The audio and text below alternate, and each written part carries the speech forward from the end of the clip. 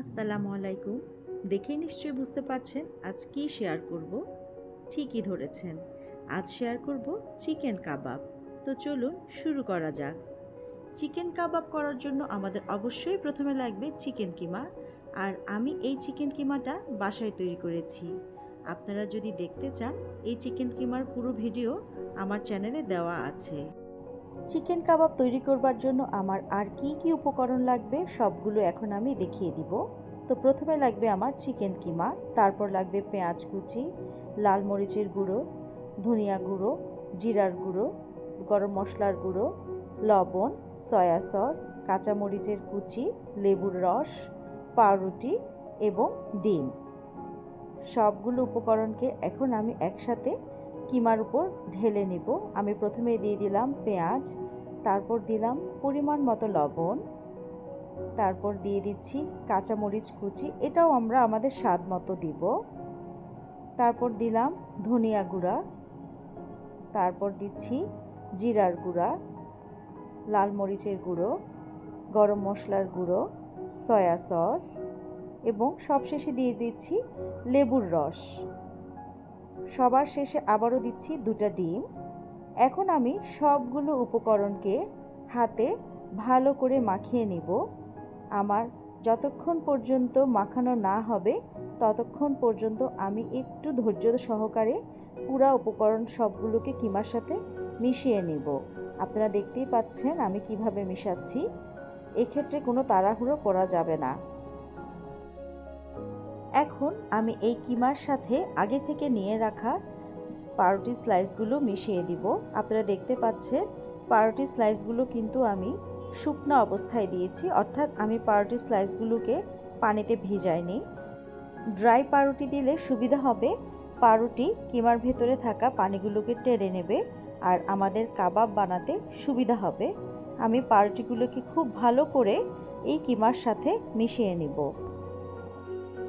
পাউরুটি ভালোভাবে মেশানোর পর আমার মনে হয়েছে কিমাটা পারফেক্ট হয়নি কাবাব বানানোর জন্য। এই ক্ষেত্রে আমি একটু চালাকি করব। আমি চেয়েছিলাম ব্রেড ক্রাম্ব মেশাতে, বাট সেই মুহূর্তে আমার বাসায় ব্রেড ক্রাম্ব ছিল না। আমি তাৎক্ষণিক মুড়িকে ব্লেন্ডারে ক্রাশ করে নিয়েছি এবং ভালোভাবে কিমার সাথে মিশিয়ে দিয়েছি।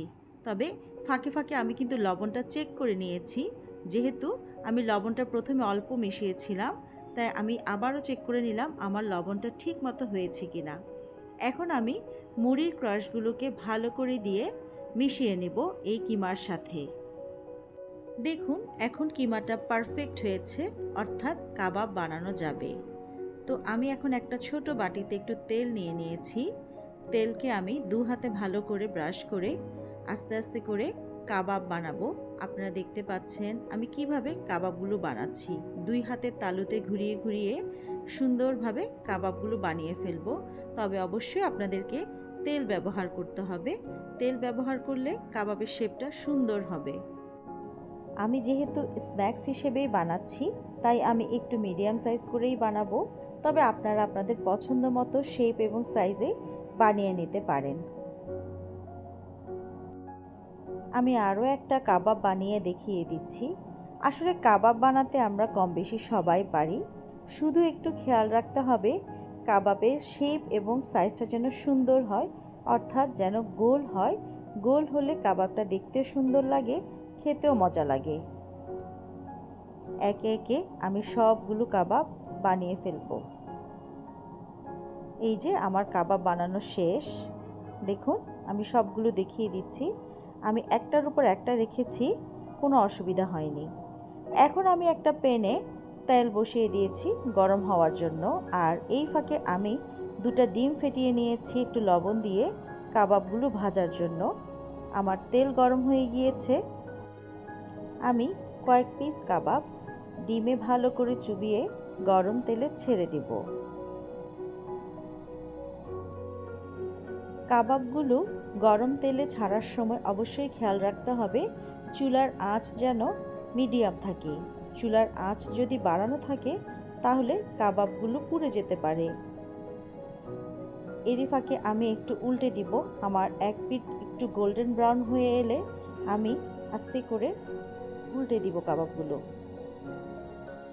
এভাবে আমি মিডিয়াম আঁচে কাবাবগুলো কয়েকবার করে ভালো করে উল্টে দিব, যতক্ষণ পর্যন্ত না কাবাবের রঙটা চেঞ্জ না হবে ততক্ষণ পর্যন্ত ভাজতে থাকবো। আর খেয়াল করব কাবাবগুলো ফুলে যাচ্ছে কিনা। কাবাব যদি ফুলে যায় তবে তখন বুঝতে হবে কাবাবগুলো ভাজি হয়ে গিয়েছে। আমার কাবাবগুলো প্রায় ভাজি হয়ে গিয়েছে। এখন আমি এগুলোকে চুলা থেকে নামিয়ে ফেলবো। আমি একটা সার্ভিং ডিশে টিস্যু নিয়ে একে একে কাবাবগুলো নামিয়ে ফেলছি।